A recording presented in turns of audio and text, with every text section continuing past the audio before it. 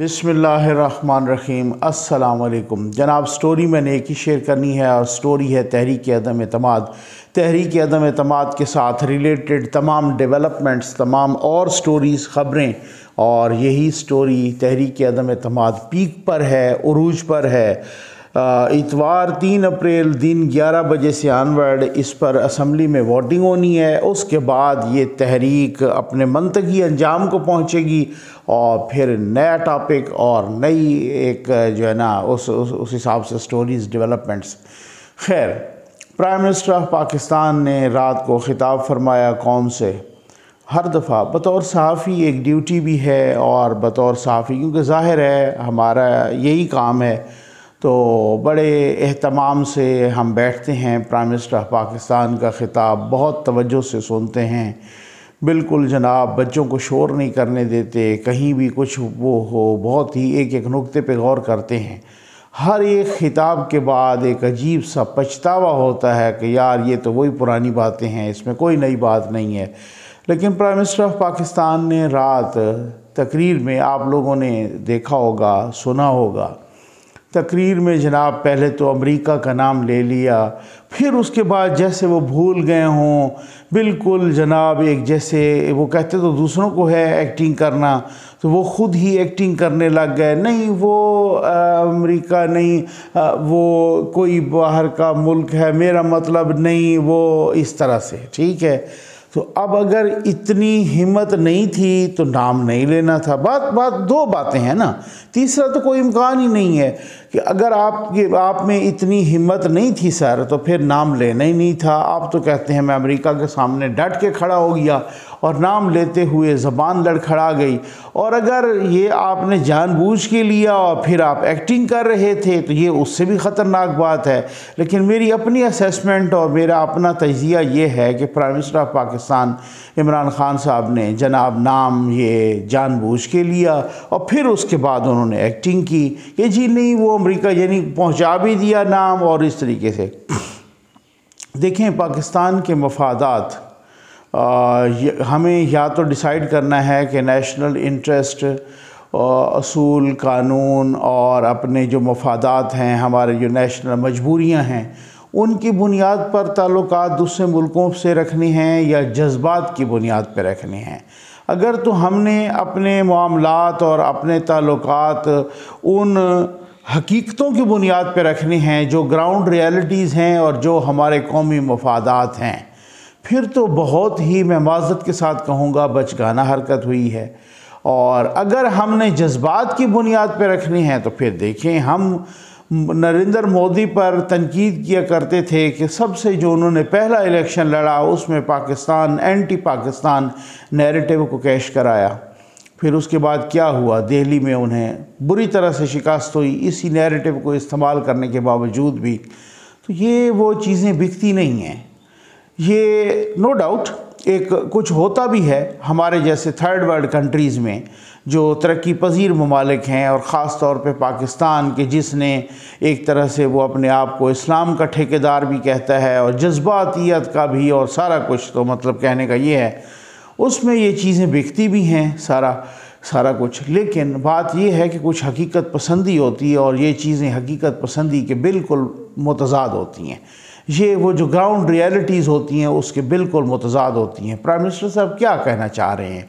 क्या prime minister साहब ये कहना चाह रहे हैं कि जी मैं तो जान छुड़ा के चला जाऊं, मैं एक ऐसी तबाही बर्बादी करके जाऊं कि जो, चाहे वो माशी मैदान हो, चाहे वो सफारती मैदान हो, कोई भी फ्रंट हो, उस पे आने वालों के लिए तबाही बर्बादी फैली हो? तो क्या ये सोच अच्छी है? ये सोच ठीक है? जो कि कौमी यूथ के मेरे दोस्त हैं उनमें बल्ले बल्ले हो जाना जनाब, ये कहना जी वो तो फलां, देखें जी कप्तान तो अमेरिका के सामने डट के खड़ा हो गया। हालांकि ऐसी कोई बात नहीं है। कप्तान साहब कभी भी अमेरिका के सामने डट के नहीं खड़े हुए। कप्तान साहब ने तो, मैंने आपको बताया, फ्रांस का एक सफ़ीर नहीं निकाल सके थे।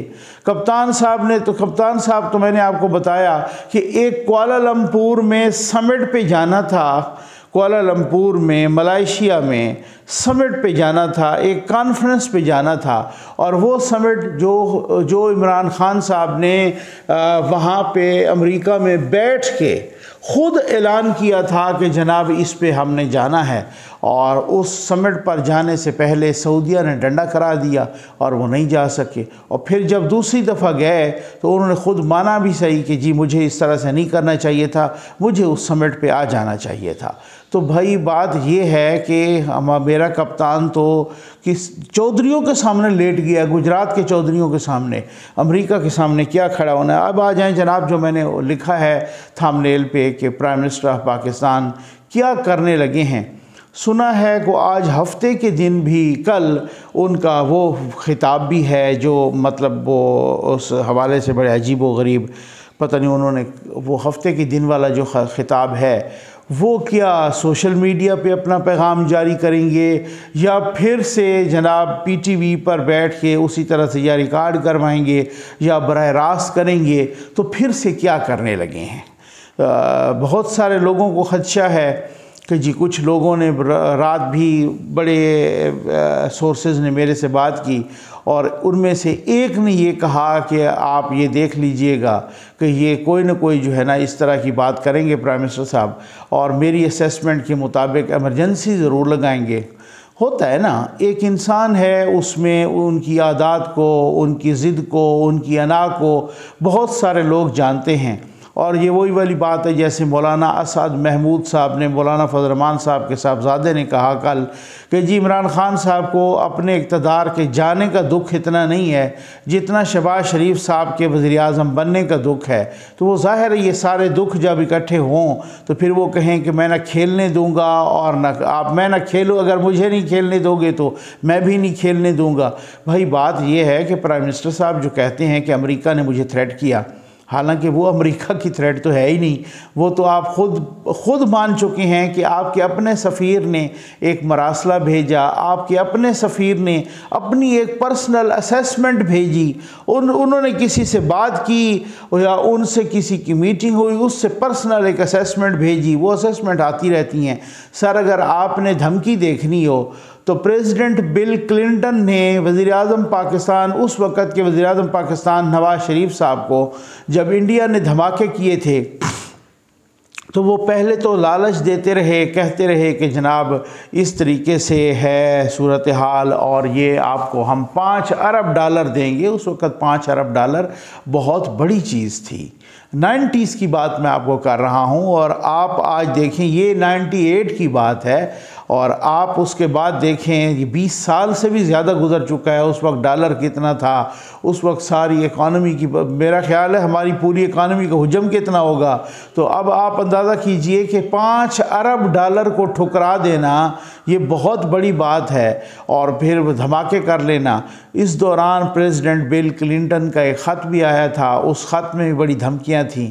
कल मैं उनका ना एक क्लिप सुन रहा था, जब धमाके हो गए तो फिर उन्होंने हम पर पाबंदियों का ऐलान किया। सर धमकी ये होती है, जो यूथियों का माशाल्लाह उनकी मेमोरी वैसे ही शार्ट है, उनकी मेमोरी टोटल 2 गज़ तक होती है, इसके बाद यूथियों की मेमोरी ख़त्म हो जाती है। तो यूथियाँ ये कह रहे हैं जनाब कि ये जो सारा कुछ सूरत हाल है, पहले कभी अमेरिका ने इस तरह की धमकी नहीं दी। तो जब उनको बताया जाता है कि भाई पहले बहुत दफ़ा धमकियाँ दी, हमें याद है प्रेसिडेंट ओबामा ने आसिफ अली ज़रदारी साहब से खफा हो के हाथ तक नहीं मिलाया था, गालिबन इस वजह से कि जी आपने गवादर में क्या किया, आपने वो चाइना के साथ तकरीब की, आपने वो सी पैक के हवाले से क्या किया, आपने चाइना के साथ इस तरह के ताल्लुकात क्यों बढ़ाए। तो ये धमकियाँ आती रहती हैं, इस धमकी में कोई ऐसी बात नहीं है और इस धमकी का अदम एतमाद से कोई ताल्लुक़ नहीं है।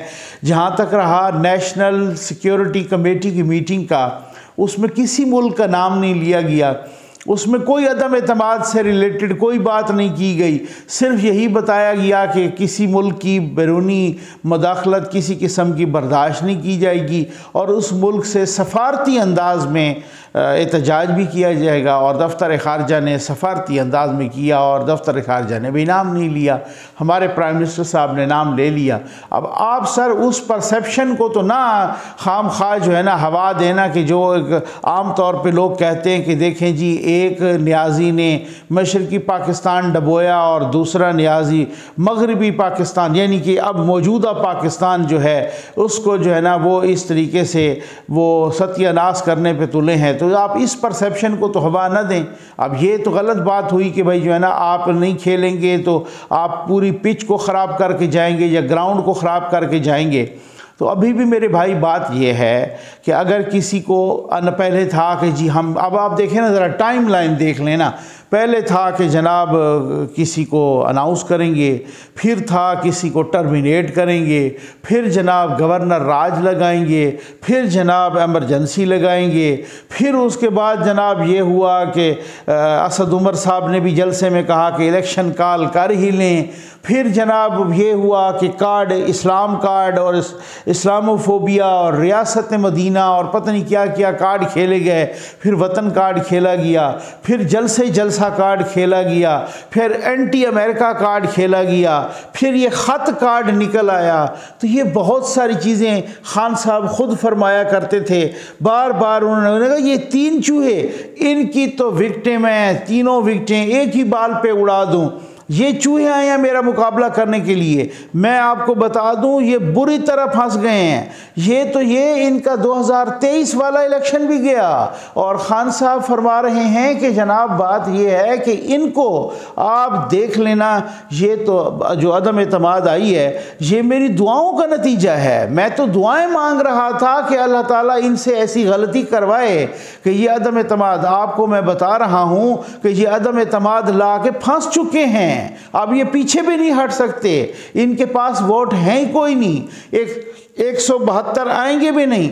सर कल असम्बली में 172 छोड़ दीजिए, उन्होंने 175 पूरे कर लिए और वो 175 जो हैं वो जो आपके मुनहरिफ अरकान हैं उसके अलावा हैं, वो साथ आ गए तो कोई 200 के लगभग होता है काम। ये इस तरीके से सूरत है। अब 175 ये उन्होंने असम्बली में प्रोड्यूस कर दिए, आपने गिनती नहीं करवाई, डिप्टी स्पीकर साहब ने गिनती नहीं करवाई, डिप्टी स्पीकर साहब ने सिर्फ 12-13 मिनट के बाद वो इजलास मुलतवी कर दिया, इतवार दिन 11 बजे 3 अप्रैल। अब प्राइम मिनिस्टर साहब कहते हैं कि तब उस वक्त गिनती होगी और वो फेस, मेरा ख्याल है कि प्राइम मिनिस्टर साहब को किसी ने इस तरह से पुट्ठे सीधे मशवरे तो हर बंदा देता है ना, तो उन्होंने दिया कि जनाब आप फेस करें, आप रिज़ाइन न करें, आप उसको फेस करें।